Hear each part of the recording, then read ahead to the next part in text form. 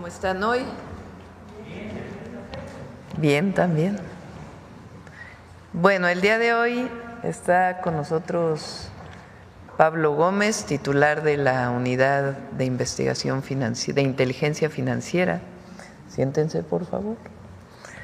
Claudia Coriel, secretaria de Cultura, y está Bulmaro Juárez, que, como saben, todos los viernes, Suave Patria.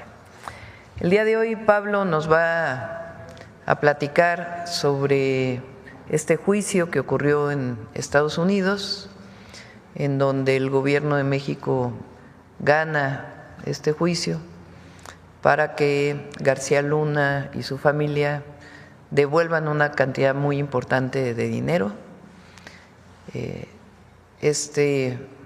¿Cómo se llevó a cabo este juicio? ¿En qué consiste? ¿Cuál es la investigación? Que hay que darle el reconocimiento, ahora sí que honor a quien honor merece, porque esta es una denuncia que se puso en el periodo del presidente López Obrador y que en mucho desarrolló Rosa Isela Rodríguez como secretaria de Seguridad y Protección Ciudadana. Entonces Pablo nos va a platicar de todo ello y obviamente la UIF encabezando toda la denuncia.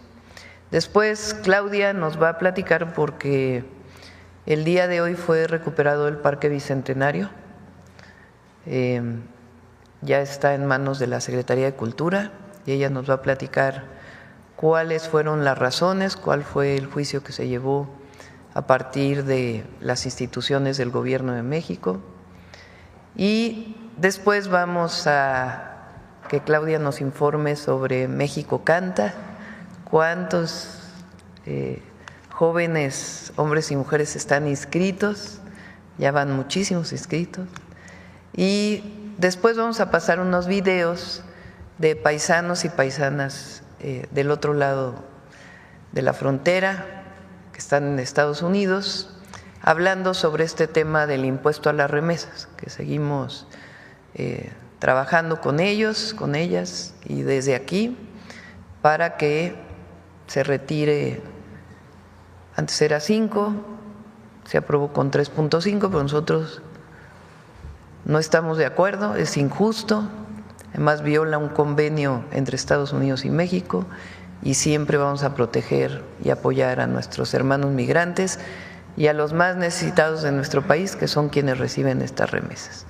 Entonces vamos a hablar de estos 4 temas y luego pasamos a las preguntas y luego cerramos con Suave Patria. Pablo.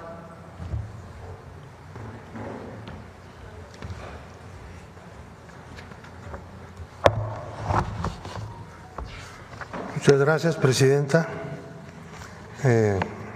Buenos días a todas y todos ustedes. Como ustedes saben, una corte civil en el estado de Florida resolvió sentenciar a 2 personas que tuvieron una enorme relevancia en una trama corrupta durante los sexenios de Calderón y de Enrique Peña Nieto. Se trata de Genaro García Luna y de Linda Cristina Pereira. Ellos fueron sentenciados a pagar a México, que es el demandante, el gobierno mexicano, cantidades enormes de dinero que vamos a explicar de dónde proceden, qué significan, qué es eso que estamos viendo en cantidades muy grandes de dinero. Lo primero que tenemos que hacer es recordar que en el periodo de 2009 a 2018 se realizaron contratos en la Policía Federal, en el CISEN y en el organismo de prisiones, 30 contratos en total, por un total de 625.188.677 dólares de los Estados Unidos y 93.866.666. Al principio del del cambio político que hubo en el país en el año 18, el gobierno de México inmediatamente empezó a tomar conocimiento de estos hechos y decidió presentar una demanda de carácter civil en Florida porque esa era la residencia de los implicados en el esquema corrupto. Es decir, tenían ahí bienes y vamos a ver qué ha pasado con esos bienes. Tenían residencia y operaban ahí. El primer problema fue lograr que una Corte Civil de Estados Unidos fuera reconocida como instancia jurisdiccional para recibir una demanda de esta naturaleza.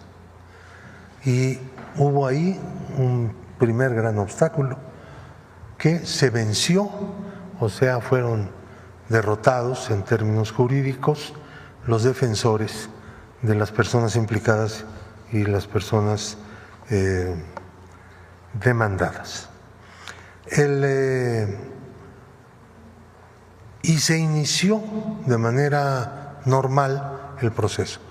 En la primera fase de este proceso, la juez encargada de esta corte resolvió que los bienes que habíamos encontrado a través de averiguaciones en Florida, que estaban a nombre de una empresa y del propio Genaro García Luna y de Linda Cristina Pereira, fueran de inmediato entregados al gobierno federal. Y se entregaron aproximadamente 2,5 millones en bienes que fueron vendidos en Estados Unidos, uno de los cuales, por cierto, no se ha vendido todavía, pero está ya entregado y en administración del gobierno de México en los Estados Unidos. Este paso fue muy importante porque tanto Genaro García Luna primero y después Linda Cristina Pereira se negaron a comparecer ante el tribunal.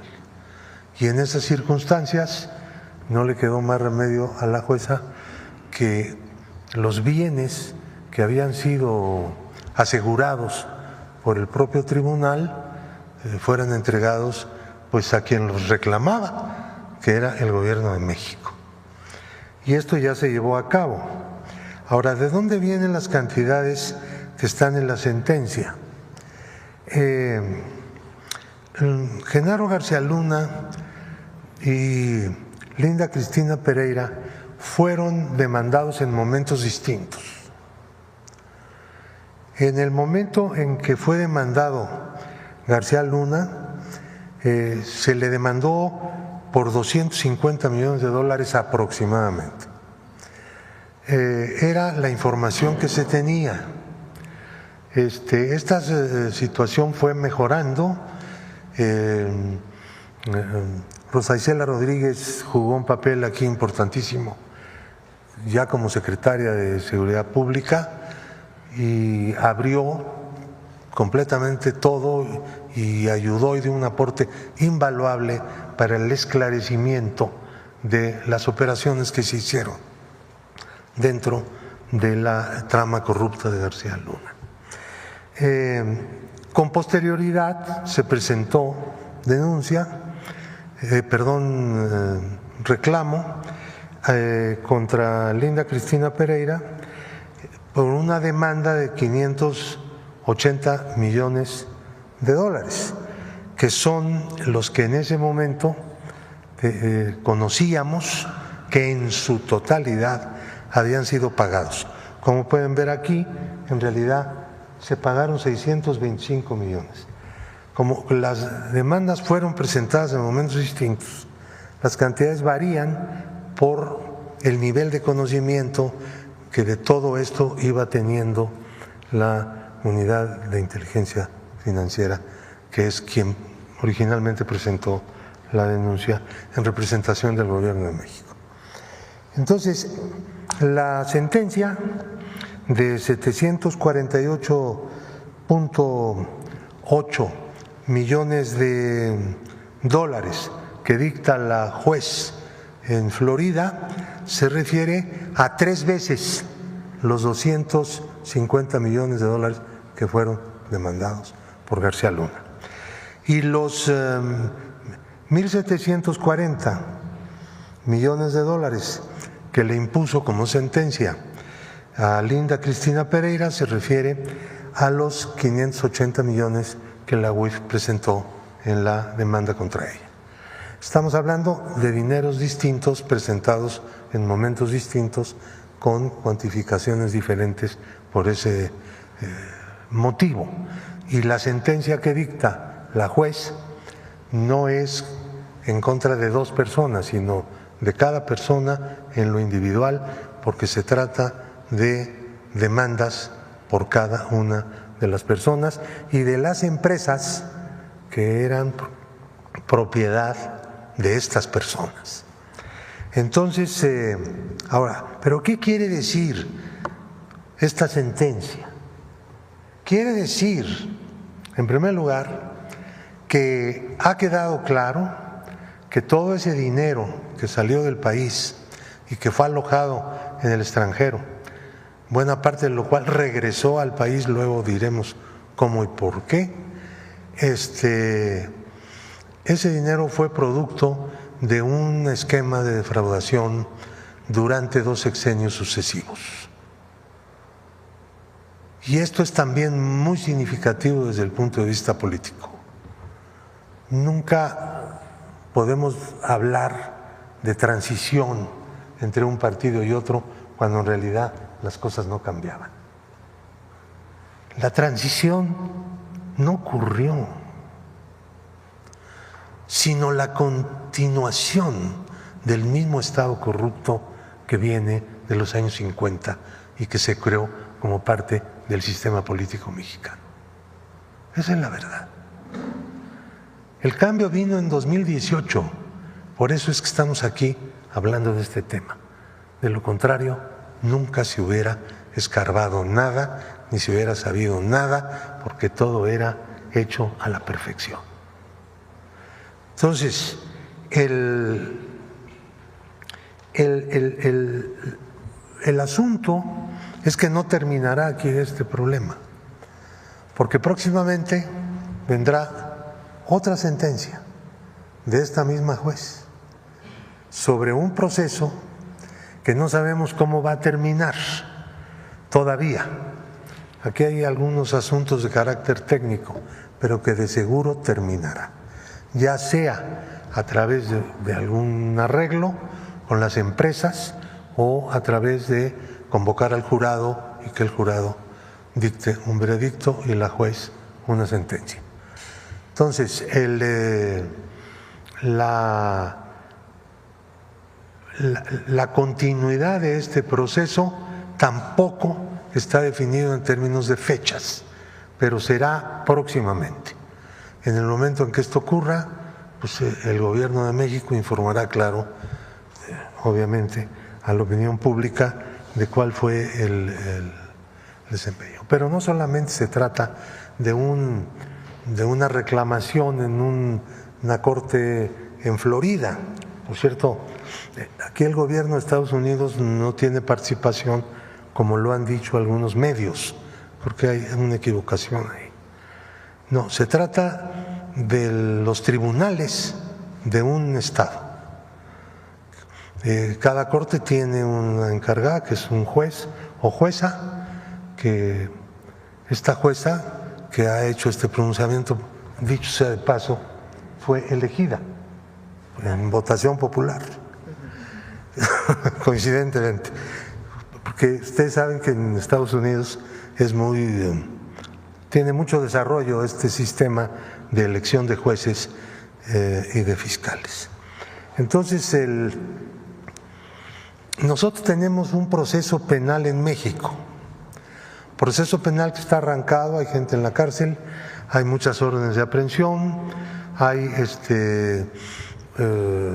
una serie de conversaciones con algunos de los de las personas que tienen orden de aprehensión con el propósito de que colaboren a efecto de que se esclarezcan todos los puntos. ¿Qué es lo que se busca en los dos procesos? En el proceso civil de Florida, que va muy bien, como ya hemos visto, y en el proceso penal en México, que también va bien.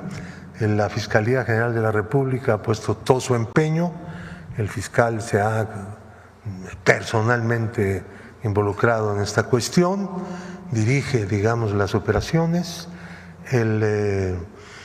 y toda la información con la que se contó desde un principio y toda la investigación en términos financieros que se hizo ha sido tomada en cuenta. Entonces, pero ambas cosas nos van a llevar a algo en verdad muy relevante, que es conocer la historia de una trama corrupta como muchas otras que hubo en nuestro país y que quedaron ocultadas.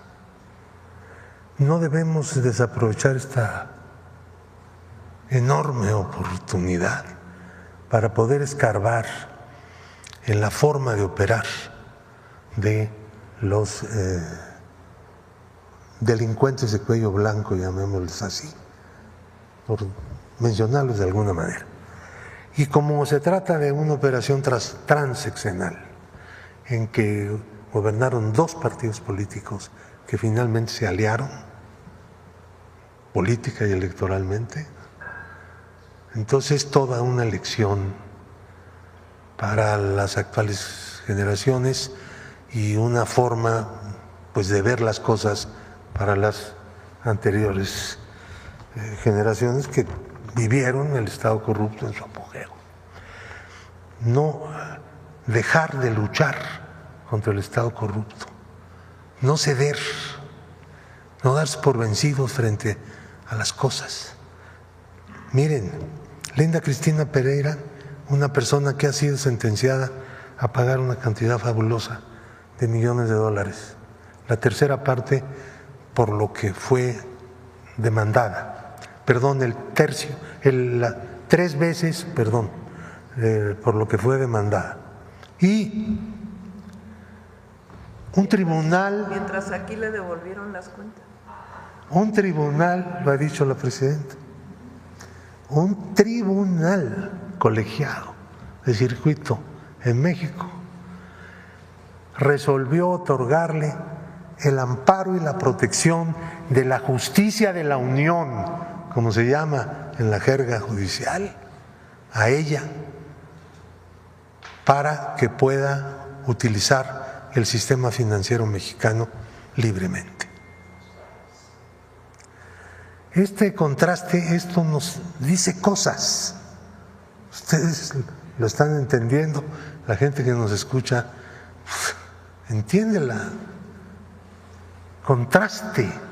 Tenemos un gran problema en nuestro país, pero vamos a resolverlo pronto. Y creo que el pueblo pues va a responder, porque se requiere a sí mismo. Es de los momentos históricos en los que un pueblo se requiere a sí mismo para resolver un gran problema. Solo me resta decir que estas resoluciones, estos procesos que están en curso van a contarnos bien la historia y vamos a poder dar detalles de cómo se hicieron estas cosas, cómo se robaba el dinero público sin el menor temor de que alguna autoridad los fuera a reprimir o a hacer justicia. Este país necesita ser un país en donde predomine el Estado de Derecho, el Estado democrático de derecho, lo que se nos negó a las generaciones actuales y lo que en este momento está pues en la perspectiva de los grandes cambios que están ocurriendo. Pues ese es mi comentario. Gracias. Adelante, Claudia. Muchas gracias. Con su permiso, Presidenta, muy buenos días a todas y a todos. Bueno, el primer tema es la recuperación de Parque Bicentenario, como lo mencionó la Presidenta. En ese sentido, nos dio la instrucción de evaluar el mejor uso y aprovechamiento de este espacio que es federal, y en coordinación con la Secretaría de Desarrollo Agrario, Territorial y Urbano, SEDATU, el Instituto de Administración y Avalúos de Bienes Nacionales, INDABIN, la Consejería Jurídica del Ejecutivo Federal y la Secretaría de Cultura, hicimos un trabajo coordinado para ver cómo se podría recuperar, por supuesto, para uso público. Y las razones de utilidad pública, por supuesto, reafirman el acceso a la cultura, el resguardo del patrimonio, tiene que ver también con el Plan Nacional de Desarrollo del rescate de espacios públicos. Y en ese sentido, todo bajo la norma nos asigna el espacio a la Secretaría de Cultura. ¿Qué es lo que vamos a hacer próximamente? Este siguiente mes, primero tenemos que entrar con todas estas instituciones a hacer el inventario del lugar, mencionar que hay 7 ecosistemas, entonces también con Semarnat vamos a trabajar, y de ahí hacer un relanzamiento de este espacio público. Esta concesión, para quienes no lo sabían, se otorgó en los últimos momentos de la administración de Enrique Peña Nieto, y era una concesión de un espacio federal maravilloso de 55 hectáreas, en la cual se cobraba a la empresa alrededor de $1,5 millones al año por poder operar un lugar que tiene muchas oportunidades de lucro, porque tiene muchos espacios para renta, para uso. Si bien hay un espacio público, hay una parte pública, pues gran parte de eso es de renta. Y ya después INDABIN, cuando entra este gobierno, incrementa la renta de manera mensual, pero sigue siendo insuficiente y sigue siendo un espacio para el usufructo de privados. ¿Qué es lo que vamos a hacer desde la Secretaría de Cultura? Recuperar este espacio en un esquema también mixto, como lo hablábamos con la Presidenta, promotores, promotoras bajo la norma de protección civil y todos los lineamientos necesarios van a poder operar en coordinación con la Secretaría de Cultura, pero vamos a fortalecer la parte pública que tiene este lugar para trabajar con el Gobierno de la Ciudad de México también, que nos ayudará a coordinar en este nuevo esquema de trabajo y facilitar otro tipo de oferta para el público y trabajar de manera responsable, de manera que el beneficio sea colectivo, que sea un rescate de un bien común, de un patrimonio para el país, de un patrimonio federal, que no esté en manos de una empresa que lucra principalmente con todo esto. Entonces ese es un gran rescate, agradecerle muchísimo a todas estas instituciones que nos apoyaron y que hoy lo recuperamos. Entonces, muchas gracias, Presidenta, estaremos anunciando actividades, seguirá siendo un parque público esa es la primer noticia. Y ya después vamos a hablar del avance de México Canta. Si nos ponen la presentación, por favor. Gracias. ¿Avanzamos? Bueno, como han escuchado, este festival binacional para jóvenes entre 18 y 34 años cierra sus inscripciones el próximo viernes, por eso es importante hacer un llamado para quienes quieran participar. Las inscripciones siguen abiertas en mexicocanta.gov.mx. Las primeras etapas, como se ha mencionado, son a través de esta plataforma virtual y las finales serán de manera presencial. ¿Qué nos encontramos en este cierre a una semana? Hay alrededor de 10,415 inscritos, 8,017 en el país, en México, y 2,398 en Estados Unidos, mexicano-estadounidenses, jóvenes entre 18 y 34 años. ¿Avanzamos? Queremos mencionar cuáles han sido también los estados que más han participado para que no se queden atrás los otros. Hay gran música en todo nuestro país. El Estado de México tiene el mayor porcentaje, está con el 26% de participación. Después Ciudad de México con el 23%.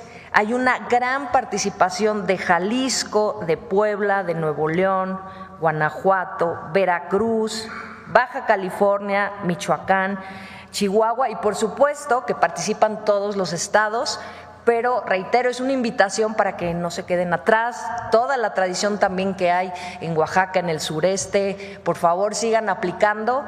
Es un concurso para compositores, compositoras o para intérpretes o para cantautores. Entonces, si no necesariamente ustedes componen su canción, pueden interpretar alguna y también hay espacio para todas y todos ustedes.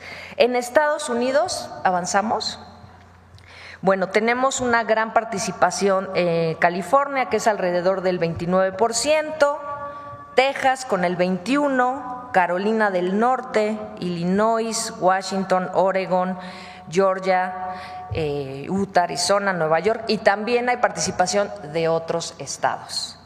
Avanzamos, por favor. ¿Cuáles son los géneros? Esto es importante. El concurso tiene una amplitud, es libre de participar en los géneros que ustedes quieran. Queremos principalmente fortalecer las tradiciones, los géneros de este país, en sinergia, por supuesto, y mezcla con otros ritmos, como lo han hecho los jóvenes, como fueron los corridos tumbados, que son corridos con tradición mexicana, pero que cruzaron ritmos como hip hop, trap, que fue lo que hizo que tuviera tanta atracción entre los jóvenes, pero que el objetivo de este concurso es fortalecer la música, pero sin hacer apología a la violencia, al delito, y hablar de muchas otras cosas de las cuales han hablado nuestros compositores y compositoras a lo largo de la historia. ¿Cuáles son los géneros que han ahorita pegado más fuerte de las inscripciones? Banda tiene 2,450, el norteño.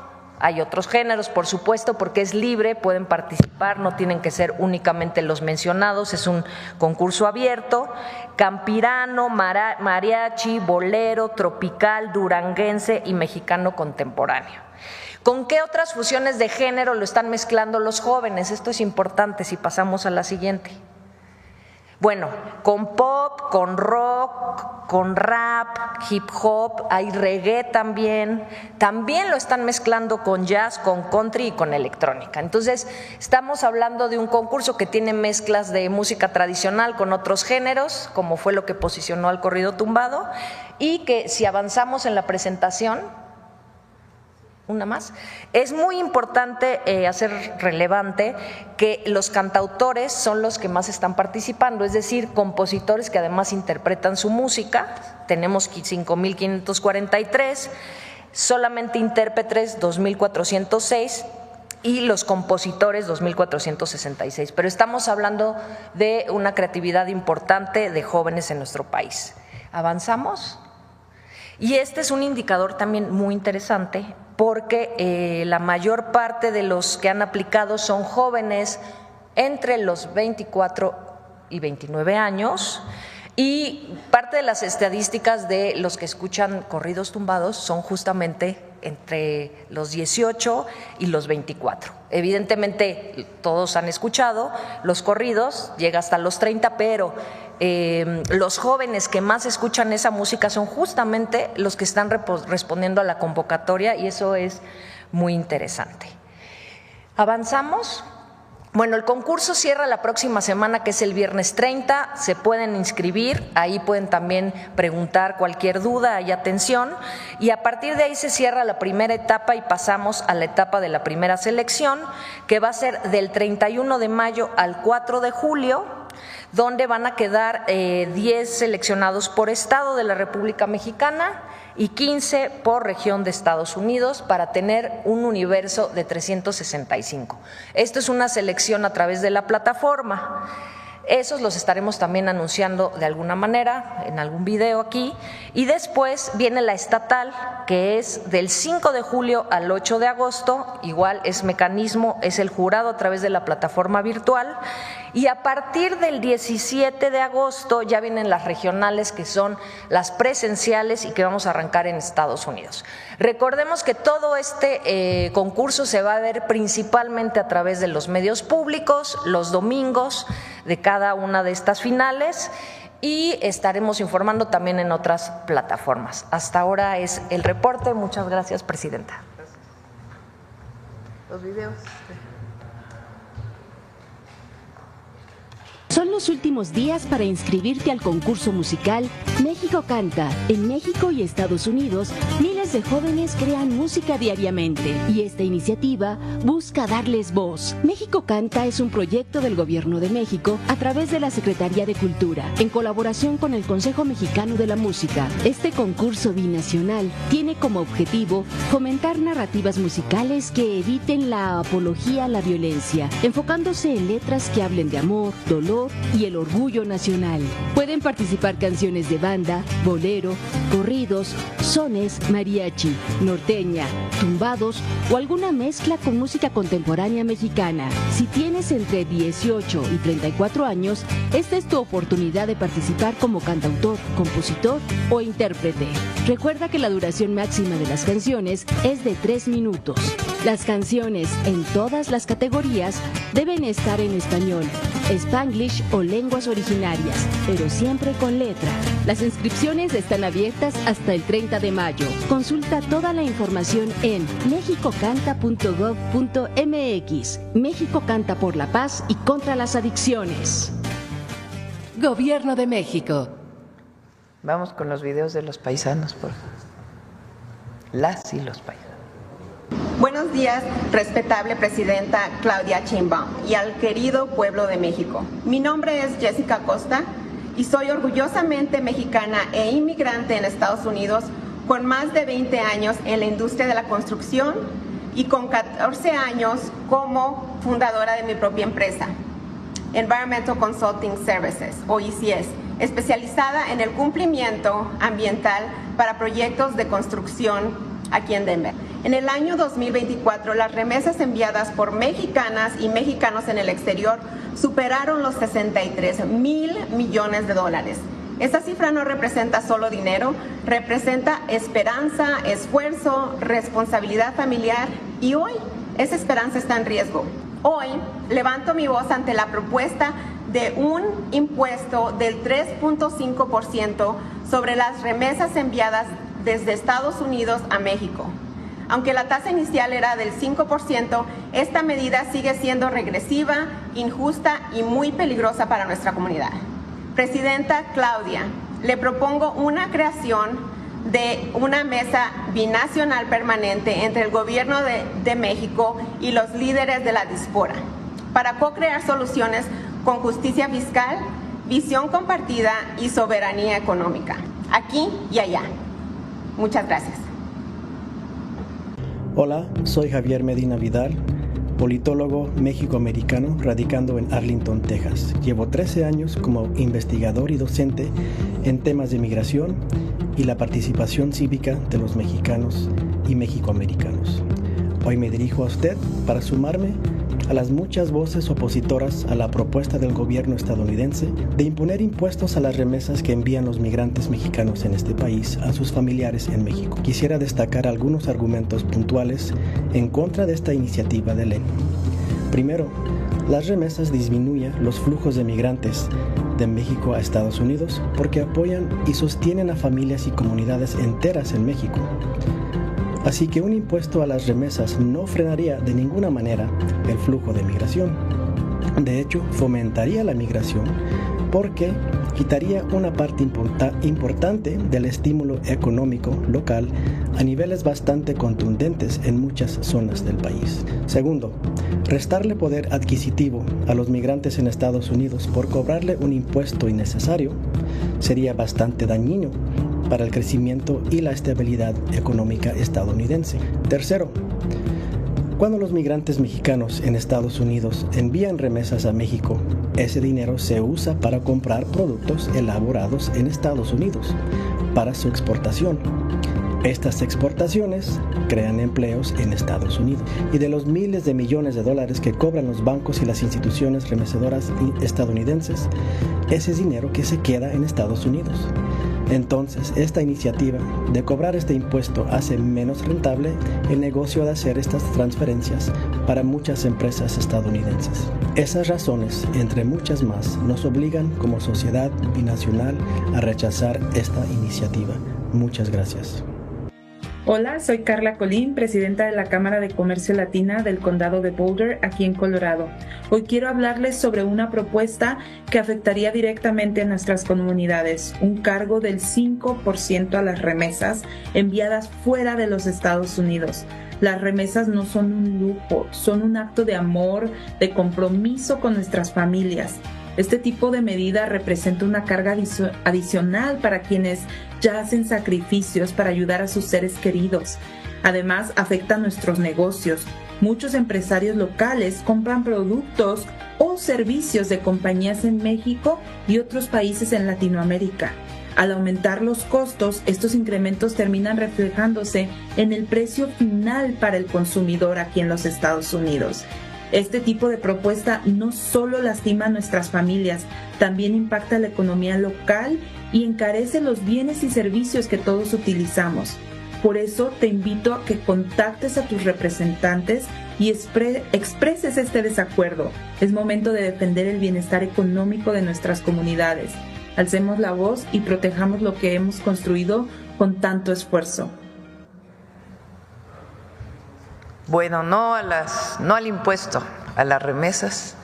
Invitamos de nuevo a nuestros paisanos y paisanas a que envíen mensajes por redes sociales, correos electrónicos, cartas, ahora a los senadores y senadoras, porque pasa al Senado en los Estados Unidos, para que no haya impuesto a las remesas, y nosotros pues vamos a seguir trabajando. Se va otro equipo esta semana que viene a hablar con senadores, senadoras, y también hablar con nuestra comunidad del otro lado de la frontera para seguir trabajando para evitar que haya este impuesto.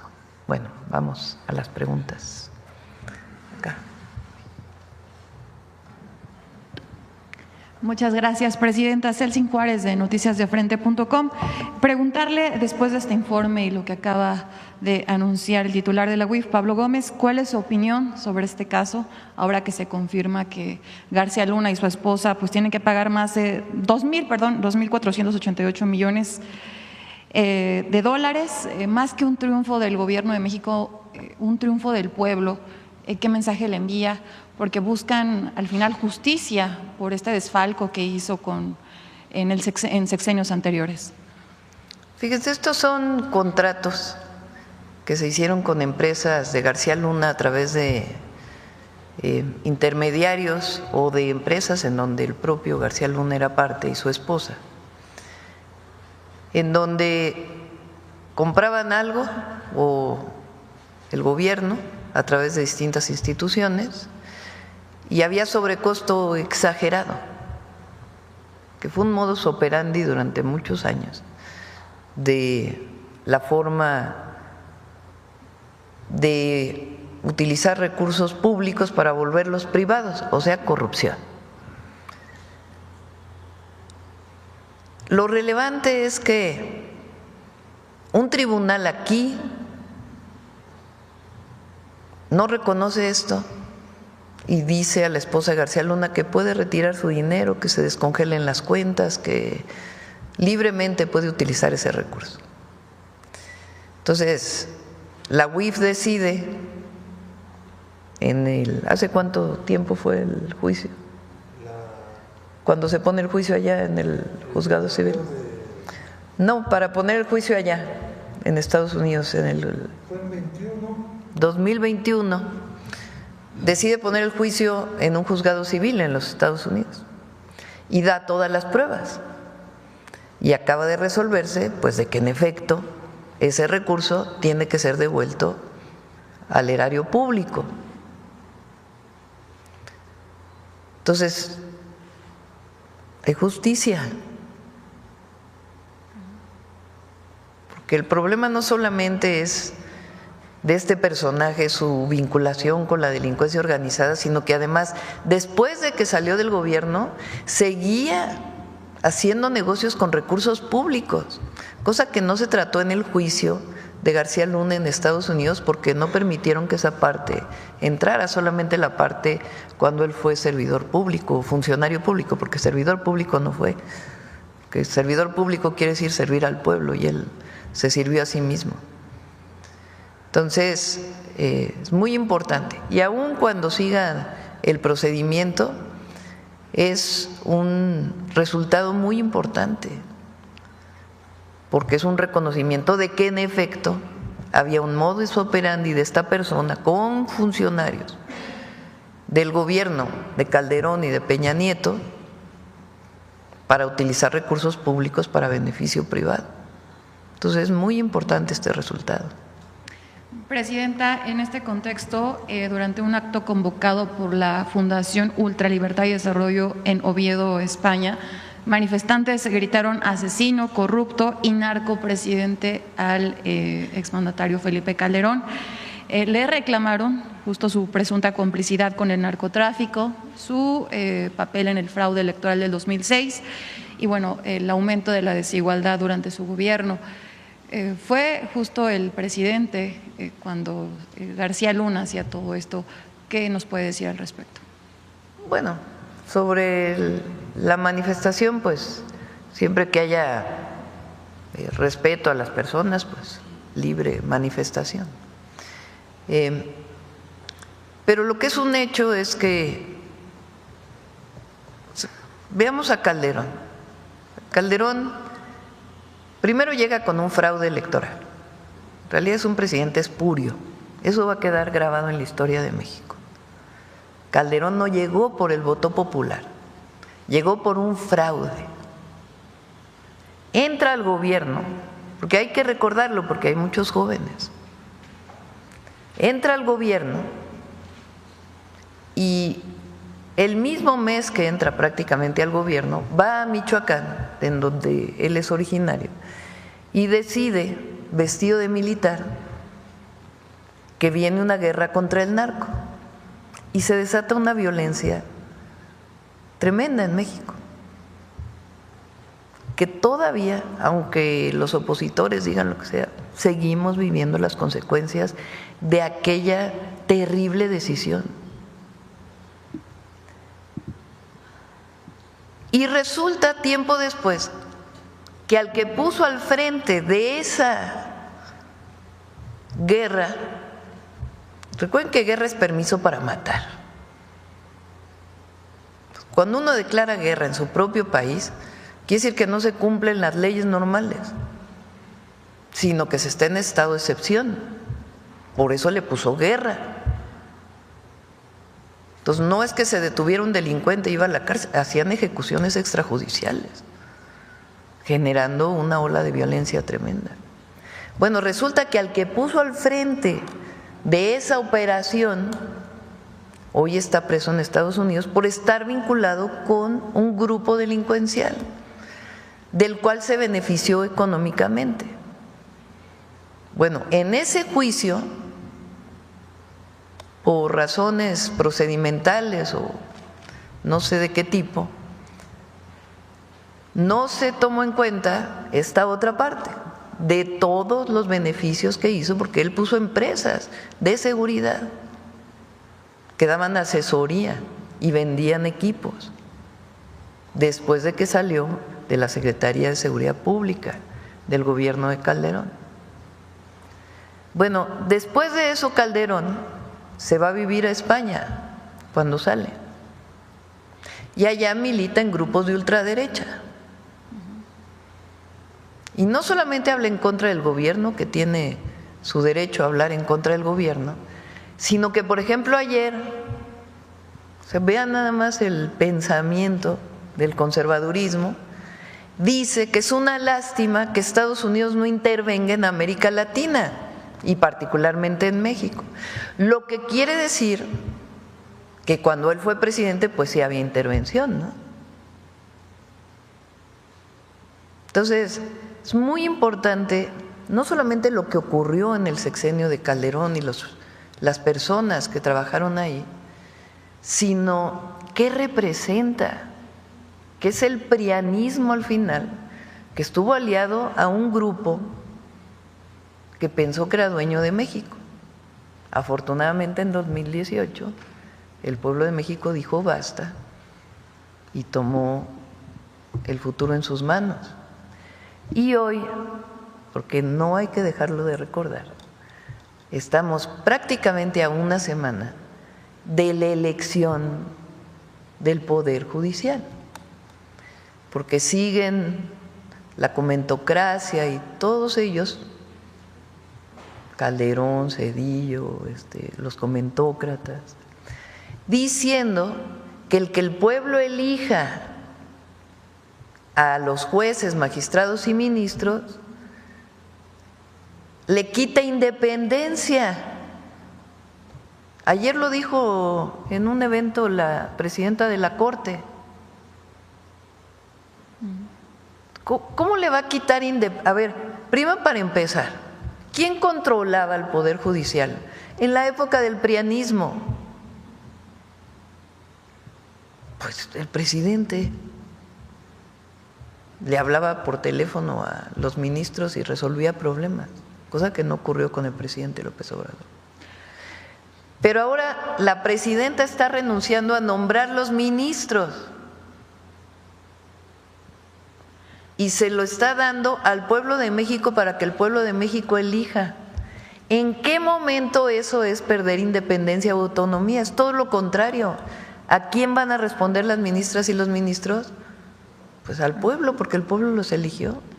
El tema central es que sí, ya no se van a poder seguir haciendo estos negocios corruptos al amparo del Poder Judicial, como el que denuncié el otro día, que lo vuelvo a decir, que por cierto suspendieron el caso, de un ministro que fue director del SAT, del Servicio de Administración Tributaria, que en su época se cobraron impuestos, esas empresas se van a juicio y quieren que se les regrese el dinero con intereses, lo cual es ilegal. Entonces, o otros empresarios que abiertamente militan contra nosotros y que el problema de fondo pues es que no quieren pagar impuestos. Presidenta, justo sobre este tema, sobre las elecciones judiciales que pues ya cada vez están más cerca, a través de redes sociales se han viralizado imágenes de listas que presuntamente se están distribuyendo en todo el país, donde indica por quiénes votar en estas próximas elecciones judiciales. Llama la atención que no son listas como las que comparten los ciudadanos de a pie, que se manifiestan en redes sociales, sino que se ven en un formato pues bien elaborado. Y que justo hoy el periódico Reforma publica en su portada, donde dice que partidos políticos, sindicatos y gobiernos pues están distribuyendo este tipo de acordeones, hasta menciona ahí que del tamaño de una tarjeta de crédito, para favorecer a perfiles de la Cuarta Transformación. Pero sí, ahí aparece un candidato que no tiene nada que ver con la Cuarta Transformación, ¿no? En sus listas. Justo señala el caso específico de Nuevo León, encabezado por Samuel García, que dicen que está operando ya para pues promover a un candidato que va a favorecerlo en caso de llegar, pero bueno, también menciona que Morena estaría operando de esta misma forma en la Ciudad de México. Esto obviamente pues ha desatado muchas dudas entre los ciudadanos, lo hemos leído en redes sociales y pues siembra esta duda, ¿no? Incluso hasta dicen que si no se trata de algo pues hecho por la derecha, la oposición, como para boicotear esta próxima elección judicial. Presidenta, preguntarle, ¿está garantizada esta libertad, libertad, libertad? Quien garantiza una elección democrática siempre es el pueblo. Entonces, a todas y a todos voten libremente. En caso de que se esté actuando mal, presidenta… Pues tiene que intervenir los organismos electorales. El INE, el Tribunal Electoral, pero libertad libre, voto libre, secreto y directo. Gracias, presidenta. También ya por último, preguntarle su opinión sobre el alcalde… Y también por ahí salió en el Reforma, porque también hay listas de la derecha. O sea, ¿quién sabe quién anda haciendo eso? Presidenta, preguntarle su opinión sobre el alcalde de Europa en estas declaraciones que hizo el día de ayer, Carlos Manso, que declaró que la policía municipal debe abatir a los delincuentes sin ninguna consideración. Pues está mal. Estado de Derecho. O sea, para una persona que comete un delito, pues hay un sistema penal acusatorio en México. Y lo que tiene que haber es una carpeta de investigación, una detención en flagrancia y pruebas que permitan determinar si la persona es culpable o no. Entonces, lo otro es regresar a la guerra contra el narco y eso no. Eso tuvo un costo y sigue teniendo un costo muy grande en nuestro país. Gracias, Presidenta. Acá. Doctora Carlos Guzmán, de 4 Unidad Telecomunicaciones Veracruz. Déjeme quitarme la orejera, los teléfonos para acá abajo. Pues de inicio quiero preguntarle a don Pablo Gómez, hablaba de una próxima sentencia y del otro caso que se tiene en contra de Genaro García Luna. Si nos puede aclarar o dar algún avance de esta investigación que acaba de mencionar hace un momentito, por favor.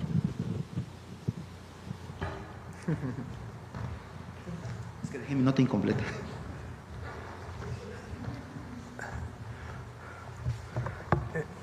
En relación con la próxima sentencia del Tribunal de Florida, se va a pronunciar en contra de las empresas que se utilizaron en la trama de García Luna.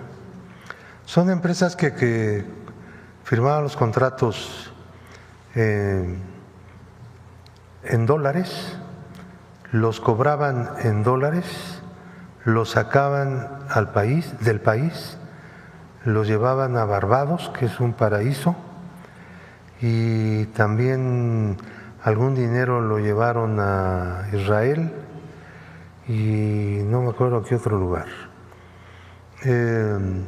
Partes de ese dinero volvieron al país con el propósito de hacer pagos a las personas que habían participado en la trama corrupta. Mucho dinero, centenares de millones de dólares.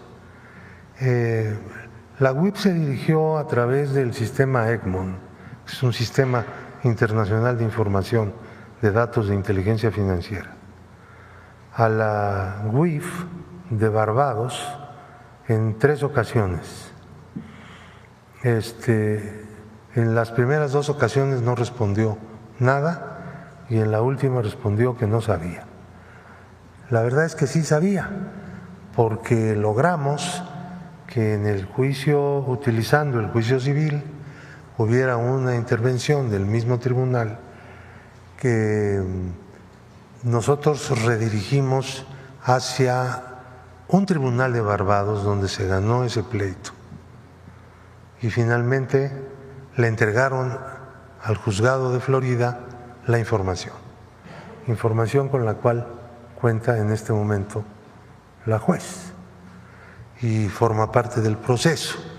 Adicionalmente, la UIF también obtuvo información de las operaciones de traslado de dinero, transferencias hechas porque se usaron bancos mexicanos para llevar a un Occidental Bank en Barbados, que ni siquiera es de Barbados, tiene su sede en Colombia y trabaja en otros lugares, ¿no?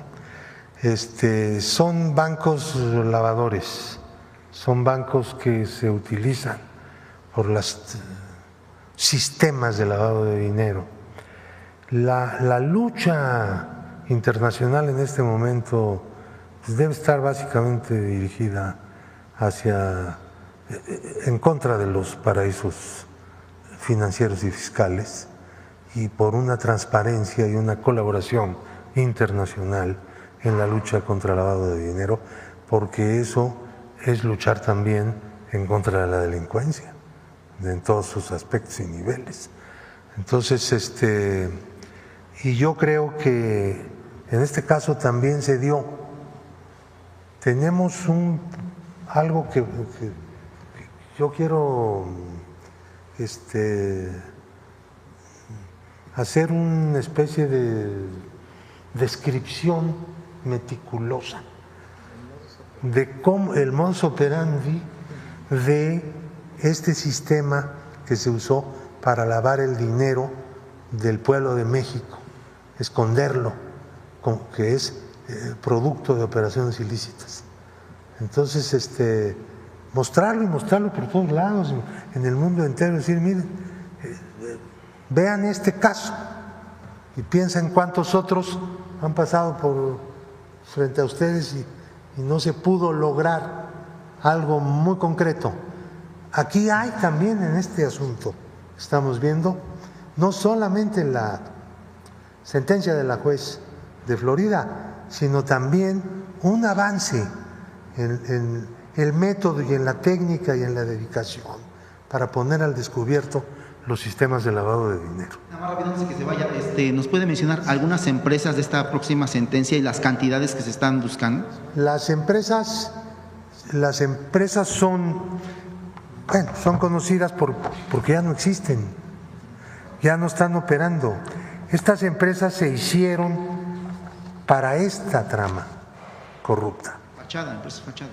Numba, Night System, la que tenía su nombre Genaro García Luna fue GLAC, pero era una distribuidora de ganancias. Ahí las tienen. Ahora, esta Numba Technologies fue creada para hacer contratos con CISEN que en su totalidad ascendieron a $208 millones. Para eso la hicieron. Se llama igual que Numba Inc. Y sin embargo es una razón moral diferente. Hay algunas otras que se usaron en la trama del lavado posterior. Esas empresas no hicieron contratos ni recibieron directamente dinero, sino que recibían dinero de las que cobraban, ¿entiendes? De tal manera que se iba escondiendo el dinero y se iba difuminando todo, ¿no? Porque tenían que hacer muchos pagos. Esos pagos son los que tenemos que ver. ¿Hasta dónde? ¿Cómo? Nosotros ahorita estamos investigando cómo se repartió una parte, no muy grande, pero significativa, no muy grande para estos niveles, pero significativa, para el gasto político en efectivo, utilizando mecanismos gubernamentales. Una cosa también interesantísima. Parte de este dinero fue a dar a campañas políticas. Y eso lo vamos a demostrar, pero eso no es en el juicio de Florida, ese es en el juicio mexicano, ¿me entienden? Porque esto se tiene que ver también en los tribunales mexicanos. Y ya estamos en eso, ya hay órdenes de aprehensión abiertos, hay detenidos, hay una serie de cosas, hay unos avances muy buenos y se van a abrir nuevos procesos y se va a ir adelante. No hay que detenerse. Y en este caso, ¿de qué empresas están gestionando los recursos que se están buscando, don Pablo? ¿Qué empresas estarían gestionando los recursos que están reclamando? ¿Qué empresas estarían gestionando estos recursos que está usted buscando volver a...? Nosotros tenemos una lista de 15 empresas que fueron utilizadas para operaciones de lavado, pero de segundo piso. No cobraron, sino que fueron de segundo o tercer nivel de lavado. Esas 15 empresas están obviamente fichadísimas, ¿no? Muchas de ellas no pueden operar ya en el sistema financiero. ¿Y de qué monto estamos hablando? ¿Cómo? ¿De qué monto estamos hablando? ¿De qué cantidad estamos hablando? Estamos hablando para esas empresas $100 millones, más o menos. No es juego, ¿eh? No sé, sí. Sí, por eso le preguntaba. Sí, gracias, don Pablo. Sí, gracias. Doctora, perdón por el impasse, pero está interesante el tema. Sí me gustaría consultarle pues el tema de la CENTE. Están allá afuera, sé que hoy recibe a los gobernadores, pero si nos puede comentar si siempre sí va a recibir a la CENTE 12:30 como se había quedado, ¿no? Está abierta la mesa con los secretarios, con la secretaria de Gobernación y el secretario de Educación, con ellos. ¿Se descarta la mesa aquí en Palacio? Conmigo sí. Ok. Pasando a otro tema. Y lo explico. Esa reunión estaba acordada desde hace días. Es decir, no tendrían por qué haber golpeado reporteros, afectado como afectaron a muchos ciudadanos de la ciudad.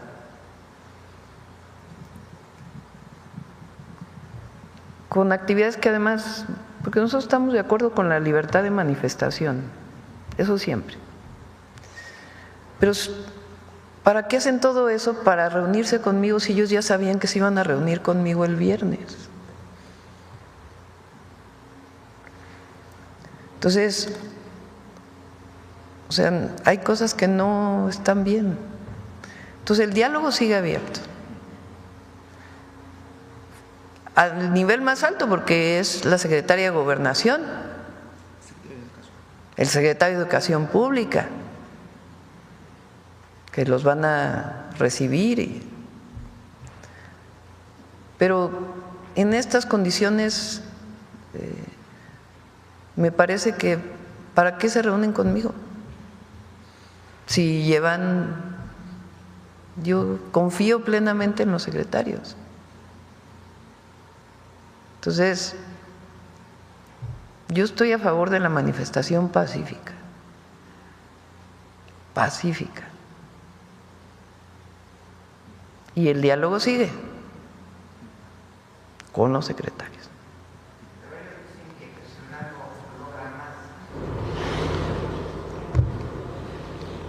Pero, o sea, nosotros ya dijimos, lo que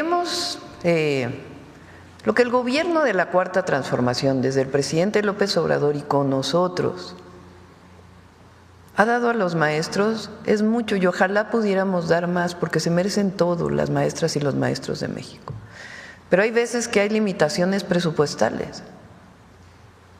Entonces, no puede soportar el presupuesto del gobierno de México un aumento del 100%. Pero además, porque ustedes saben para qué está yendo la mayor parte del recurso público, para los programas de bienestar.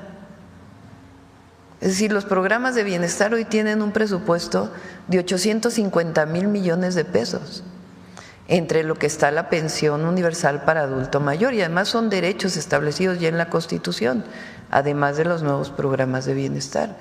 Es decir, el presupuesto es para la gente, para el pueblo, directo, sin intermediarios.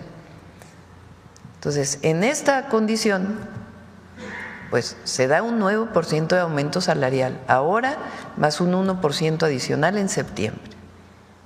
Es un aumento que es más del doble de la inflación.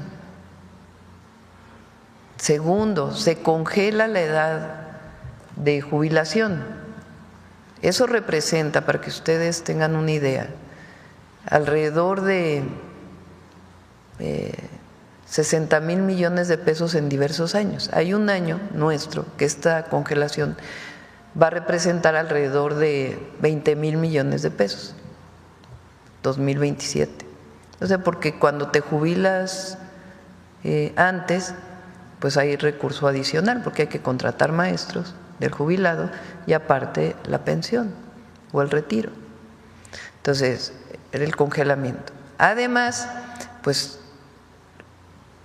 durante el periodo del presidente López Obrador, casi 1 millón de basificaciones. Y además, este régimen muy importante, que quizá no se ha entendido, que es el Fondo de Pensiones para el Bienestar. para todos los maestros y maestras y para todos los que son parte del Instituto Mexicano del Seguro Social y todos los trabajadores del Estado, si están en cuentas individuales y reciben, producto de la ley del 2007, una pensión, si ganan 15,000 pesos,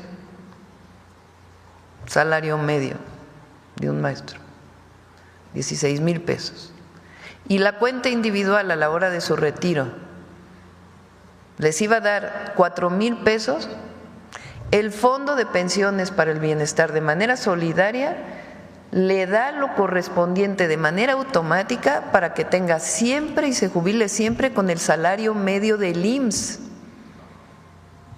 No es ni siquiera el salario mínimo, es el salario medio del IMSS, que además va subiendo cada año. Entonces, para aquellos que iban a recibir 6,000 pesos, pues no, ahora van a recibir 18,000 pesos. Y algunos que ganan más, pues tendrán su jubilación de acuerdo a su retiro. Entonces, esto además de otros temas que se hicieron durante el gobierno del presidente López Obrador. Entonces, lo que les hemos dicho es, seguimos hablando, no quiere decir que, pero por el momento lo que puede dar el gobierno es el congelamiento, seguir en pláticas y 9% y el 1% de aumento. Y con relación a este sistema de promoción y movilidad del magisterio que quedó en la reforma del 2019, con la que muchísimos maestros no están de acuerdo, yo propuse eliminarla. ¿Qué la sustituye? No quiero decidirla, renuncio como presidenta a poner una forma de evaluación para los profesores. Quiero que las maestras y los maestros lo decidan democráticamente en foros escuela por escuela y que las y los maestros decidan cómo quieren que cambie el famoso UCICAM. Sí, y lo que decían los maestros, eso será. Entonces, es una propuesta, creemos, acorde con el tiempo que estamos viviendo, pero además seguimos con el diálogo y hay muchas cosas estatales que también estamos viendo cómo apoyar. Por ejemplo, en Oaxaca faltan muchos maestros en las escuelas y ya dijimos todas las plazas que se necesiten para que los niños tengan clases. Pues eso es de obvia resolución. Entonces nada más hay que ver pues qué maestros faltan en qué escuelas, qué tipo de escuelas, y tienen que estar las y los maestros en Oaxaca. Entonces no nos negamos al diálogo ni mucho menos, hemos hecho una propuesta que está sobre la mesa y pues seguir hablando, seguir dialogando. Entonces este esquema pues de cuando no hay diálogo, porque durante mucho tiempo, recuerden la reforma educativa del 2013, los maestros se manifestaron, fueron reprimidos en el Zócalo, pero además no había diálogo, no había diálogo. Y aquí está el diálogo abierto con el gobierno de la República, con los gobiernos estatales, con apoyo de la Secretaría de Educación Pública. Por ejemplo, en Baja California Sur, que durante mucho tiempo los maestros tuvieron apoyos adicionales por el gobierno estatal, pues hoy el gobierno estatal tiene muchos problemas para poder basificar a los maestros. Entonces dijimos, este mismo año, 500 plazas para Baja California Sur, para que los maestros por primera vez puedan tener un esquema de basificación de los maestros estatales, serían federalizados, y vamos avanzando. Entonces, está la mesa abierta, está el diálogo abierto, pero ¿por qué razón golpear a los compañeros? O sea, ¿por qué? Y si son provocadores, pues también que haya una denuncia de que son provocadores. Estaba viendo ahí en las redes que algunos, que no sé si son maestros o no, pero ya están llamando a boicotear la elección del Poder Judicial. Pues bueno, entonces se juntan los extremos, ¿no? Entonces, el diálogo está abierto con la Secretaría de Gobernación y el Secretario de Educación Pública. Yo estoy en contacto permanente con ellos. Lo que ellos reclaman básicamente también es el tema de esta reforma que se hizo en la época de Felipe Calderón. Ellos insisten mucho en el tema, yo no sé si sea justa o no, pero finalmente cada quien tiene su posición. ¿No hay forma de que esta se pueda revisar, doctora? Es que lo que les hemos estado diciendo es que incluso el Fondo de Pensiones para el Bienestar es mejor que la jubilación que tendrían con base en la reforma del 2007. Pero quitar esa reforma. Y lo hemos demostrado, por eso. Es que, a ver, quitar la reforma tiene problemáticas diversas, porque ya están en cuentas individualizadas el retiro de los maestros. Entonces, nosotros decimos, seguimos hablando, no es que haya un no rotundo, seguimos hablando, pero no es algo que sea trivial hacer. Ahora, ¿qué hay para que las pensiones sean justas? El Fondo de Pensiones para el Bienestar, porque eso es lo que estamos buscando, pensiones justas, que están indexadas al salario medio del IMSS. Incluso se jubilan mejor algunos de ellos que con la del 2007. Entonces, por eso decimos, es una mesa de trabajo en donde se explique, se enlaza las razones, los argumentos de muchas cosas que ya han ido avanzando. Entonces, el tema es, ¿por qué si ya tenían diálogo?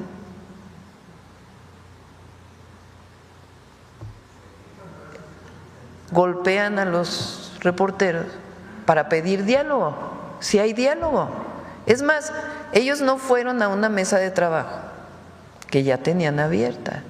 Y no quiero hablar mal de las maestras y los maestros, ni mucho menos, porque la labor que realiza el Magisterio Nacional es lo más loable del mundo. Y además, nosotros siempre hemos sido defensores de la educación pública, siempre, y vamos a seguirlo siendo. Nosotros no privatizamos la educación. Pero lo que decimos pues son mesas de trabajo, mesas de diálogo, donde se hable, se informe sobre el UCICAM. Vámonos a las escuelas. ¿Por qué no quieren ir a las escuelas a discutir?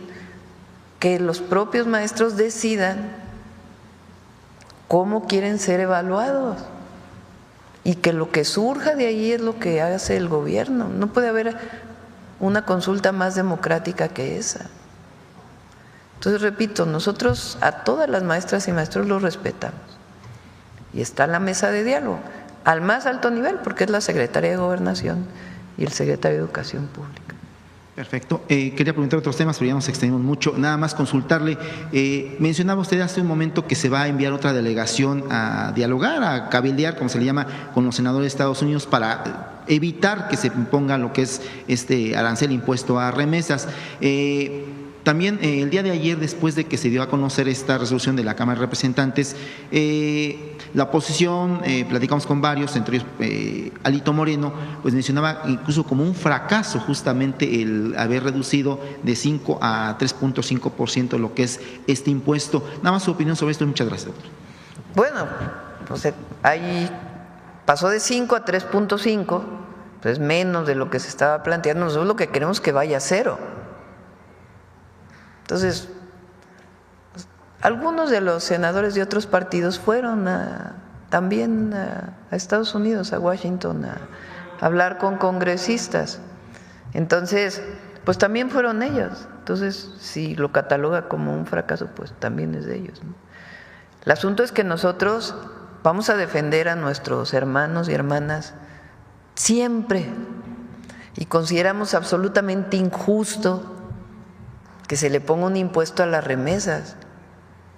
Entonces vamos a seguir. Entonces, viene la elección al Poder Judicial de este domingo en 8 y después pues pues ya también podemos seguir hablando de esto, porque todavía falta, por la información que tenemos, que se apruebe en el Senado de la República. Pasó por el Congreso, ahora tiene que pasar por el Senado. Y a todos nuestros hermanos y hermanas allá también que sigan enviando a sus senadores, senadoras que no están de acuerdo con esto, porque es discriminatorio. Ellos ya pagan impuestos.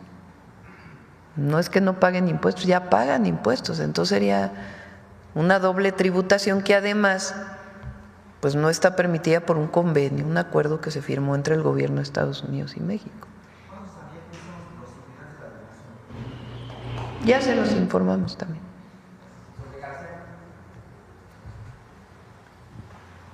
Gracias, presidenta. Máximo Allende para El Soberano. Preguntarle, porque de pronto cerca de 2.500 millones de dólares suena un número muy rimbombante. Si lo trasladas a pesos, son cerca de 48,000 millones de pesos. ¿Para qué alcanza, presidenta, con ese dinero que se va a recuperar ahora? Pues bueno, que fue extraído son ya. 2.500 millones de pesos. De dólares. 2.500 millones de dólares, 48,000 millones de pesos. Sí. ¿Para qué alcanza, presidenta, con 48,000 millones de pesos?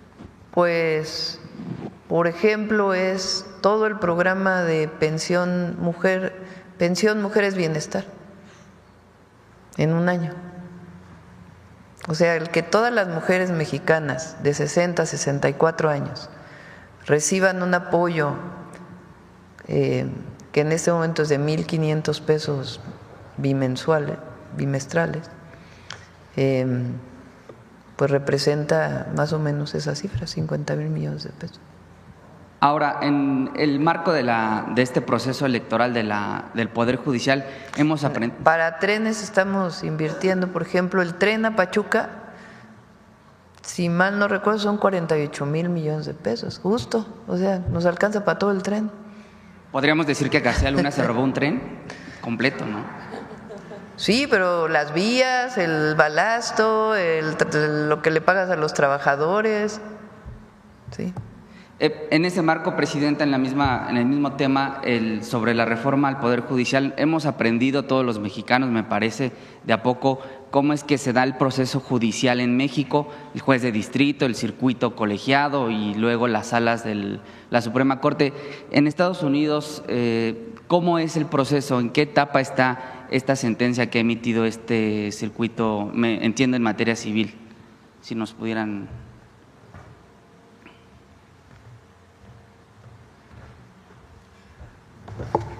Esta sentencia ha sido pronunciada ante la renuencia de que los demandados comparecieran al tribunal. Por lo tanto, están admitiendo la validez de la demanda. Entonces ya no tienen la justicia normal, digamos, la apelación que se puede presentar en un tribunal local, pues ya no opera, obviamente. Y por lo tanto la sentencia de ayer es una sentencia definitiva, ¿no? Entonces, claro, podría cuestionarse el monto, pero eso no tiene sentido para los propios demandados, ¿no? Porque da igual el monto que fuera. Ahora, la ley dice que cuando no comparece el demandado, la responsabilidad que tiene en la demanda se triplica. Por eso salen esas cantidades tan altas. No existen esas cantidades. Son unas cantidades imaginarias que están puestas en una ley que dice, bueno, si tú le robas, defraudas al vecino y él te gana un juicio por la vía de que tú te niegas a comparecer, entonces el dinero que le robaste lo puedes reproducir, ¿no? Y la máximo que puedes llegar a reproducirlo, pues son 3 veces en una operación, digamos, de muchos años y de manera normal, ¿no? Y por lo tanto pagas 3 veces lo que te están demandando para evitar que la renuencia a participar en En el juicio se convierte en un negocio del enjuiciado, ¿no? Es una lógica de tipo legislativo. Entonces la jueza lo que ha hecho es aplicar la ley. Aunque ustedes no lo crean, hay países en donde por lo regular los impartidores de justicia aplican la ley y ya, no es como aquí, que quién sabe, a veces y a veces no, y vivimos en una situación de no conocer en realidad qué puede pasar, ¿no? No hay una seguridad jurídica nunca, te pueden salir con lo que sea, ¿no? Bueno, comentario pertinente, diría yo, con permiso. Presidenta, si me permite ahora un planteamiento sobre energía, porque el pasado miércoles la secretaria Luz Helena González pues entró en vigor ya la nueva Comisión Nacional de Energía con el objetivo de agilizar trámites y evitar duplicidad en funciones regulatorias en el sector. Ayer justamente que se hablaba de los polos de bienestar, se hablaba de la demanda de energía y de cómo alimentarlos. Preguntarle, Presidenta, ¿qué va a ser diferente esta Comisión Nacional de Energía para no caer en los vicios de la Comisión Reguladora, la que sustituyó, y la Comisión Nacional de Hidrocarburos del viejo régimen? Se forma esta Comisión Nacional de Energía en sustitución de la Comisión Nacional de Hidrocarburos y de la Comisión Reguladora de Energía, que durante todo el periodo neoliberal, desde que se formó, pues cometió una serie de irregularidades y como objetivo tenía otorgarle a los privados con muchas irregularidades contratos, o bueno, permisos para poder generar electricidad o poner una gasera o en fin.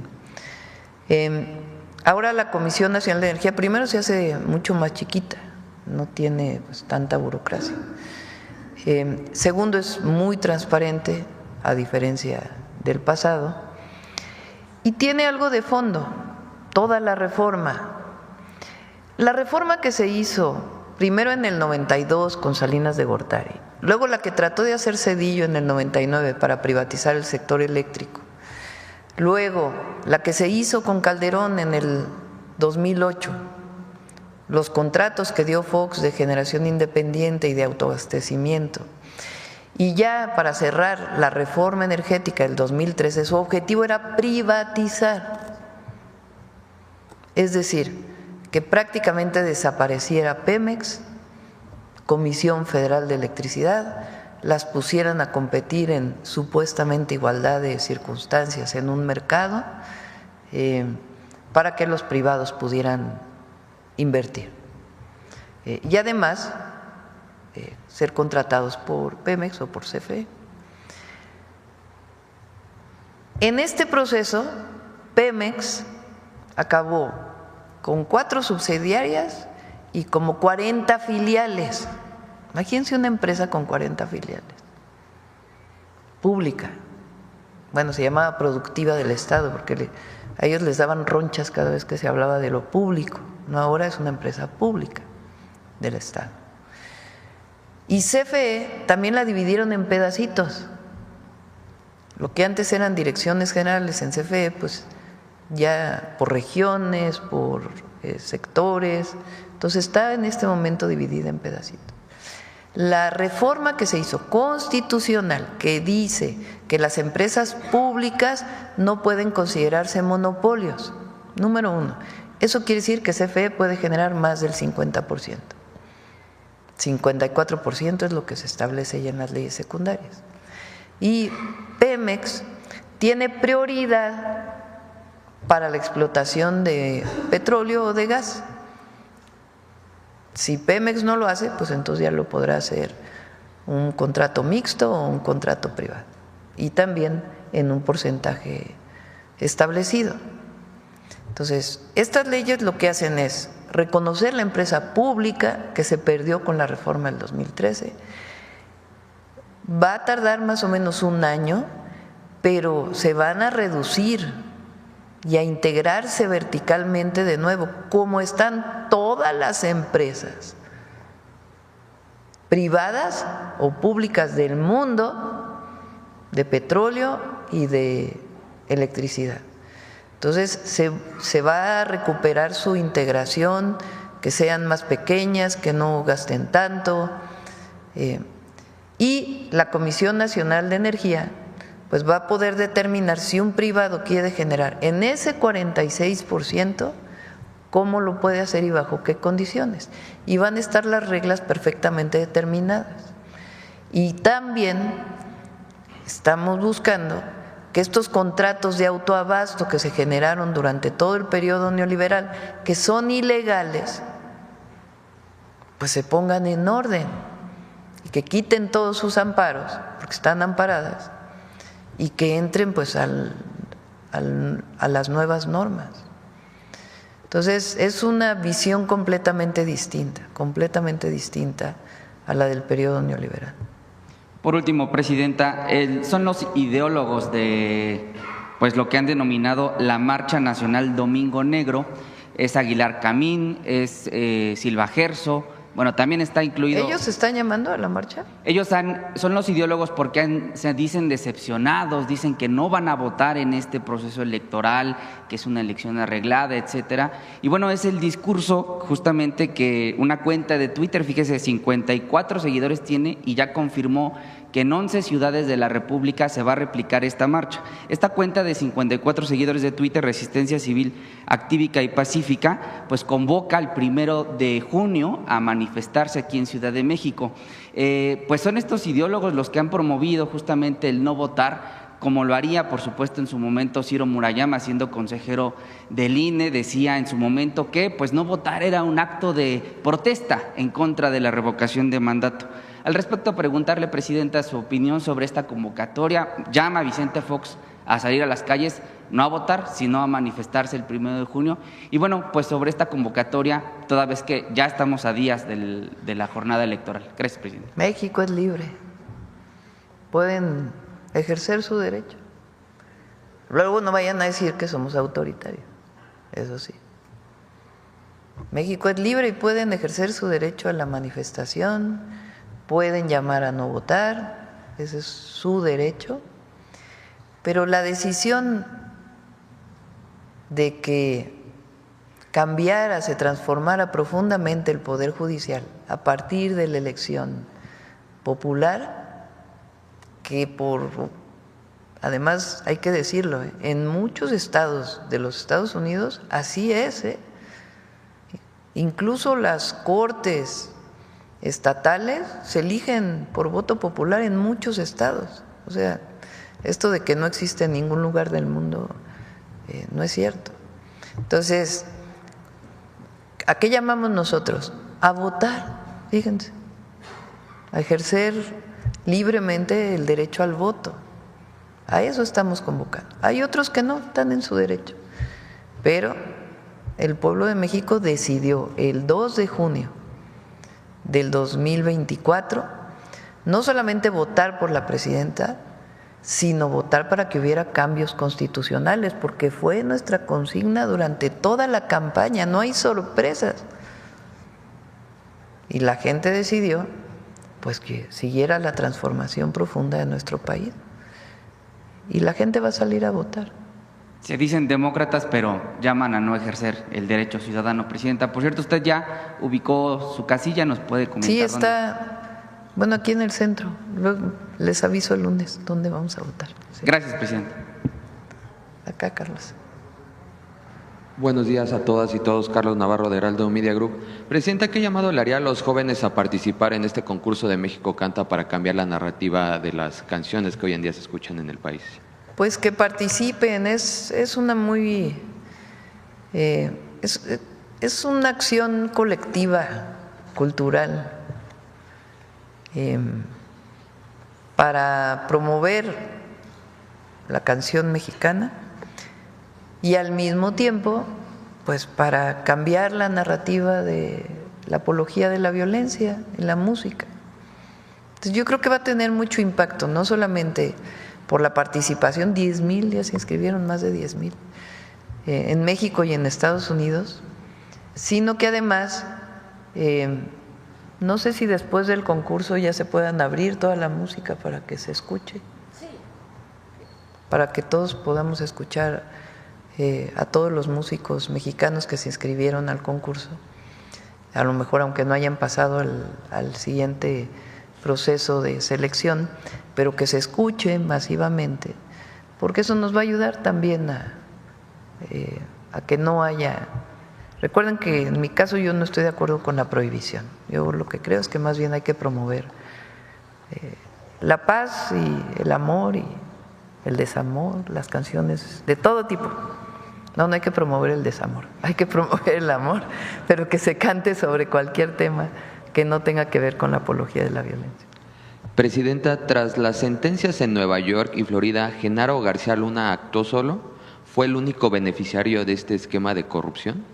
Bueno, pues tiene que determinarse, pero está asociado a una serie de empresas donde hay también personas que fueron parte también de este proceso. Él tenía un jefe en este caso. ¿Perdón? Él tenía un jefe cuando era secretario. Sí, pero eso lo tiene que determinar el juicio. O sea, nosotros no acusamos previamente, sino pues, que siga la investigación. Preguntarle, Presidenta, hay 8 millones de niños en el país sin clases por este paro de la coordinadora. ¿Cuántos? 8 millones de niños afectados por este paro. No, son mucho menos. O sea, la mayor parte, no quiero además, digamos, parecer, es lo que está pasando en México. La mayor parte de un porcentaje importante de las escuelas de Oaxaca, un porcentaje menor pero importante de las escuelas de Zacatecas, algunas escuelas en Chiapas, algunas escuelas en algunos otros estados, pero la gran mayoría están en clases.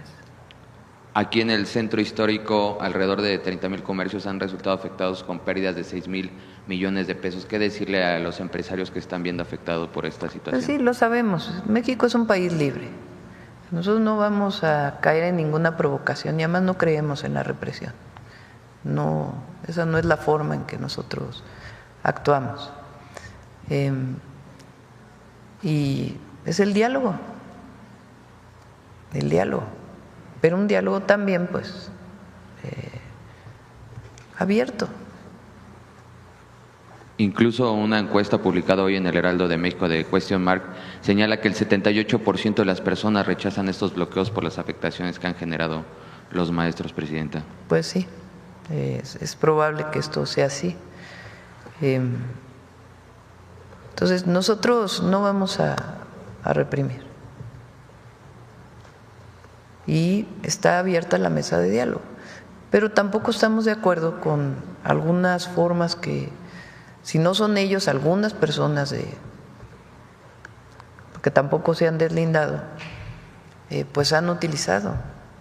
Entonces nosotros nos manifestamos muchas veces, muchísimas, incluso en apoyo a la gente. Nos manifestamos muchísimas veces en el periodo en que estábamos en la oposición, pero siempre fue pacífico, siempre. Entonces el diálogo lo tienen abierto. Entonces ahí está la mesa de diálogo con la Secretaría de Gobernación y el Secretario de Educación Pública.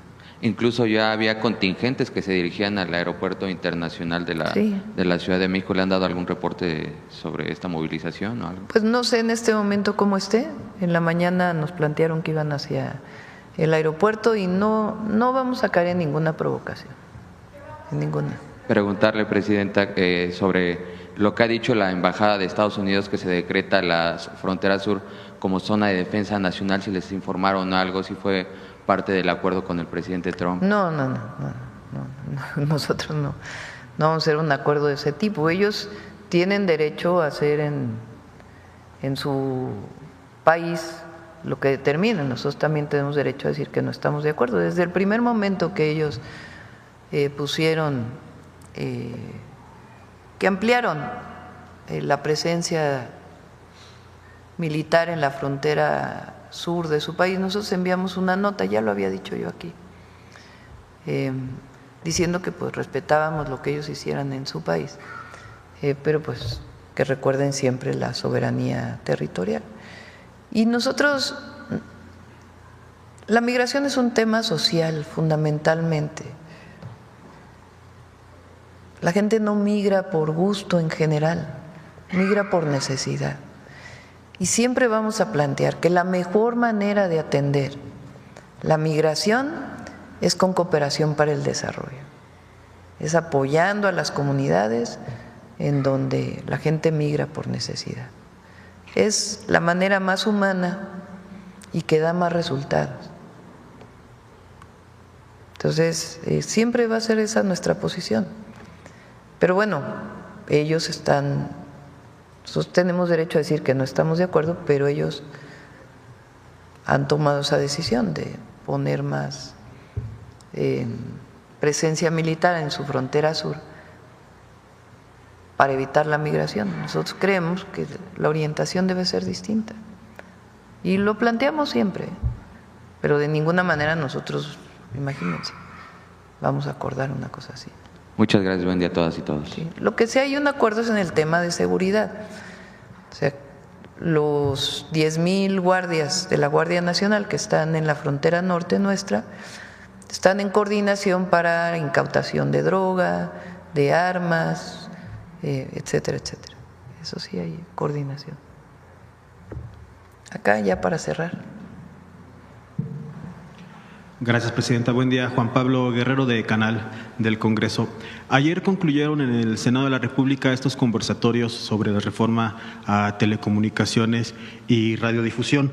¿Usted considera que con este ejercicio ya se despeja toda duda de que esta iniciativa pues mantenía intenciones de censura? Nunca fue la intención censurar, nunca, jamás, pues si no creemos en eso. Un artículo que tenía una orientación para coadyuvar al SAT y otras instituciones frente a cosas que están en otras leyes, lo pusieron así los compañeros que redactaron la ley. Pero para quitar cualquier cosa de censura, desde el primer día dijimos no, que se elimine ese artículo. Entonces, no, ya dijimos cuál es el objetivo de esa ley, que pueda haber una empresa que en igualdad de circunstancias pública pueda proveer de Internet, que haya derechos de las audiencias, que las radios comunitarias y particularmente indígenas tengan todas las posibilidades para desarrollarse, en fin, todo esto que planteamos sobre la ley. No he visto la redacción final porque la están redactando en el Senado, pues espero poderla tener pronto. Presidenta, también en este ejercicio, activistas por derechos digitales pues manifestaron su preocupación por dos aspectos, principalmente el Registro Nacional de Usuarios de Telefonía Móvil y también pues la facultad que se da o que se otorga a concesionarios para que guarden datos hasta por 2 años. ¿Se previene o se tendría que prevenir o contener algún mecanismo para evitar pues violaciones a la privacidad de las personas? Esa parte tiene que ver con que viene también en la ley de seguridad que todavía está en el Senado. Para comprar un chip, que por cierto en algunos casos es solamente de una empresa, pero bueno, para comprar un chip uno no tiene que dar su nombre de un teléfono en una tienda. Entonces esto no tiene nada que ver con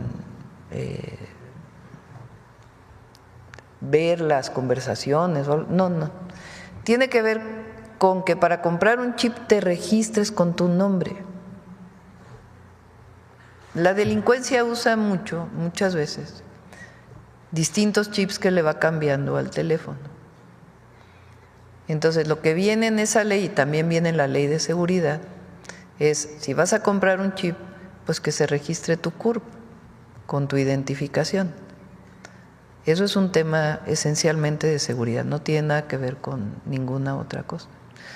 Y en la ley de seguridad está establecido quién puede y cómo se puede utilizar esa información. Y es frente a una investigación de un delito que coordina la Fiscalía General de la República en el marco de sus competencias.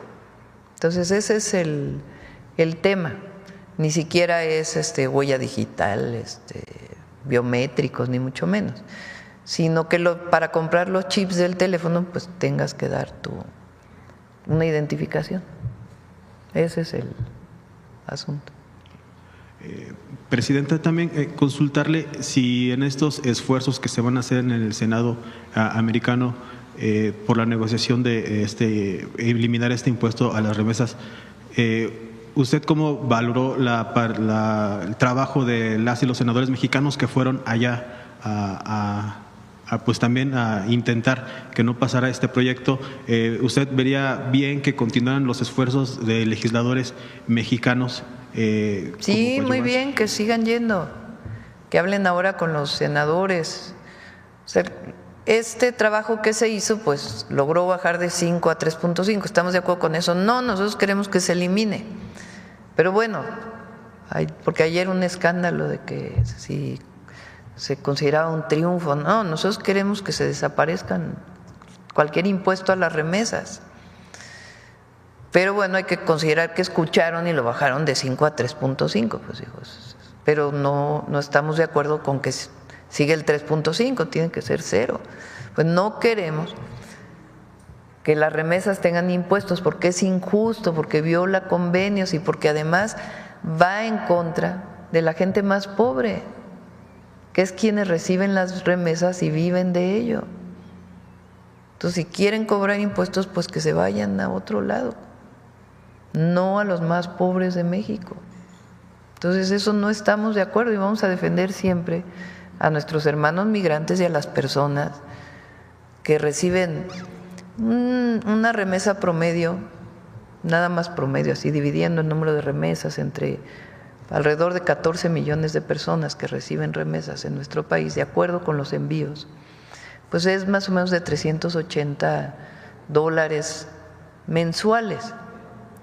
O sea, estamos hablando de casi 8,000 pesos mensuales. O sea, es como poco menos de un salario mínimo.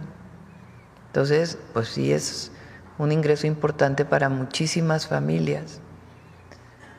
Entonces, ¿por qué se le va a retirar el 3.5 de eso que envían si ya los mexicanos que están allá ya pagaron impuestos? Porque pagan impuestos por consumo y pagan impuestos por trabajo. Por último, Presidenta, solo consultarle, ¿qué temas para un eventual periodo extraordinario tendría interés el Poder Ejecutivo? Ya lo vamos a informar, son como 22 leyes, que tienen que ver muchas que se quedaron pendientes, como por ejemplo la ley del Sistema Nacional de Inteligencia e Investigación para la Seguridad Pública, la ley del Sistema de Seguridad Pública, la ley de búsqueda y del registro de población, que fue la que presentamos y que se ha estado discutiendo con los colectivos de familiares de buscadores, está la de telecomunicaciones, está el nuevo organismo antimonopolio que sustituye a la COFESE, están varias leyes de la Guardia Nacional que están pendientes de aprobarse, que son producto de la reforma constitucional para que la Guardia pasara a Secretaría de la Defensa. Varias de estas leyes son como 22. Muchas gracias, presidente. Bueno, ya, vamos a Suave Patria, que ya se hizo tarde. Vámonos. Con su permiso, Presidenta. Bishabel, Presidenta, la saludo con mucho respeto. Bishabel Esh Lak Esh, secretaria, director, amigas y amigos reporteros. Bishabel Esh Lak Esh desde Palacio Nacional. Les acabo de saludar en la lengua mayatán. ¿Saben cuál es la lengua mayatán? El maya. Y principalmente se habla en el sur del país, en los estados de Campeche, Quintana Roo y Yucatán. Nuestro México son montañas, árboles, flores. Lo más importante es vida. Conocemos una actividad que es crucial para la preservación de la naturaleza, en donde hay trabajo en equipo y un trabajo colectivo de mujeres y hombres. Este ha sido realizado durante siglos e incluso lo podemos ver en los códices mayas. Antes de continuar, quiero agradecer a la Universidad Intercultural Maya de Quintana Roo por su apoyo para la realización de este video. Ahora sí, para saber de lo que estoy hablando, con su permiso, Presidenta, amigas, amigos, les invito a ver la siguiente cápsula.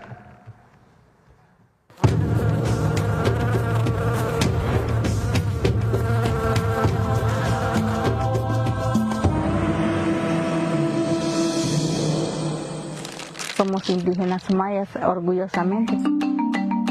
Somos los hijos de los descendientes de meliponicultores. La miel, pues no solo miel para nosotros, es muy sagrado.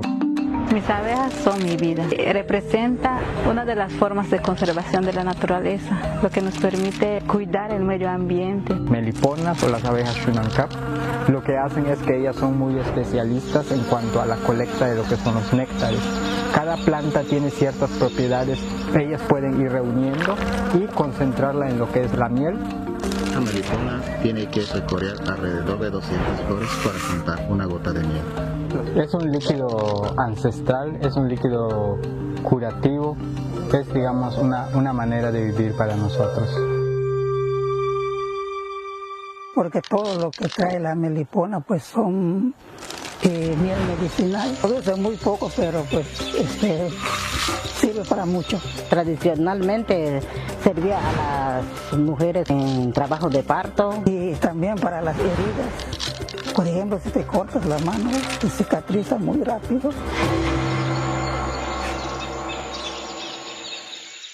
Para nosotros la miel y las meliponas en especial representan la continuidad de la memoria de nuestros abuelos. Siento una emoción muy grande porque gracias a mi papá aprendí a valorarla. Mis hijas son las que nos ayudan a conservar aquí el hábitat de las abejas, les gusta. Me siento feliz porque yo voy a ser la que voy a tener las abejas. Voy a recordar todo lo que me enseñó mi abuela para hacerlo con las abejitas. Que el consumidor sepa lo importante y trascendental que son las mieles de las abejas nativas, que cuando consumes miel, consumes la selva, consumes una gran diversidad de plantas, que cuando te llevas esta miel a tu mano, a tu boca, estás contribuyendo a la participación de los meliponicultores en el campo, estás contribuyendo a conservar su cultura, su lengua, sus saberes, sus tradiciones, el ecosistema, y por eso estamos esperando que los mexicanos levanten la mano y consuman este producto. Personas que están cuidando las abejas, los indígenas aquí de esta zona, allí en cada gota de miel, ahí estamos nosotros.